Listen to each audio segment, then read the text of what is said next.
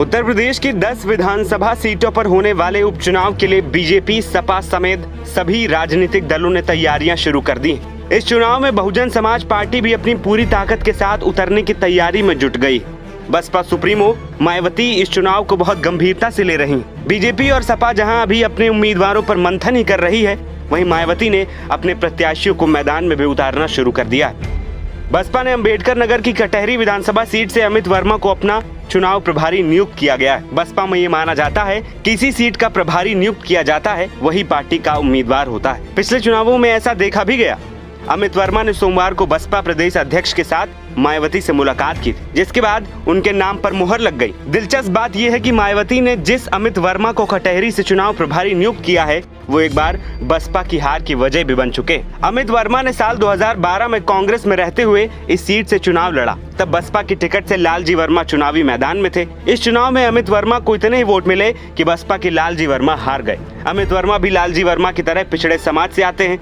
वहीं सपा में भी लालजी वर्मा की बेटी छाया वर्मा को टिकट दिए जाने की चर्चा है। हालांकि अब तक इस पर मुहर नहीं लगी। बीजेपी में भी अपने उम्मीदवार के नाम को लेकर मंथन हो रहा है, लेकिन मायावती इन सब से आगे निकल गई हैं और उन्होंने अपने उम्मीदवार का ऐलान भी कर दिया है। 10 सीटों कटहरी के अलावा बसपा ने फूलपुर सीट से दलित प्रत्याशी शिवहरण पासी और मंझुआ सीट से ब्राह्मण चेहरे दीपू तिवारी पर दांव लगाया है। वहीं सभी दल चुनाव की तैयारियों में जुटे हैं, जिसके लिए प्रभारियों की नियुक्तियां भी हो गयी।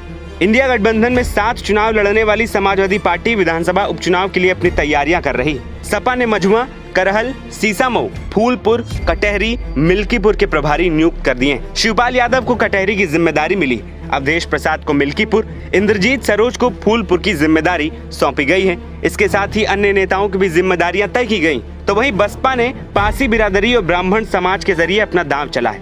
मायावती ने रविवार को बैठक के बाद फूलपुर से शिववरण पासी और मझुआ सीट से दीपक कुमार तिवारी उर्फ दीपू को प्रभारी बनाया। दूसरी ओर लोकसभा चुनाव परिणाम आने के बाद से ही हार को लेकर उपजी टीस को बीजेपी रामनगरी से ही एक बड़ा संदेश देकर मिटाना चाहती। अयोध्या की मिल्कीपुर विधानसभा सीट बीजेपी के लिए कितना महत्व रखती है, इसका अंदाजा इसी बात से लगाया जा सकता है कि बीते सप्ताह भर से सीएम योगी रामनगरी का दूसरा दौरा कर चुके हैं। इस सीट को जिताने की जिम्मेदारी योगी के ही कंधों पर है। इसके साथ ही बाकी पार्टी के बड़े नेता उपचुनाव की तैयारियों में जुट गए।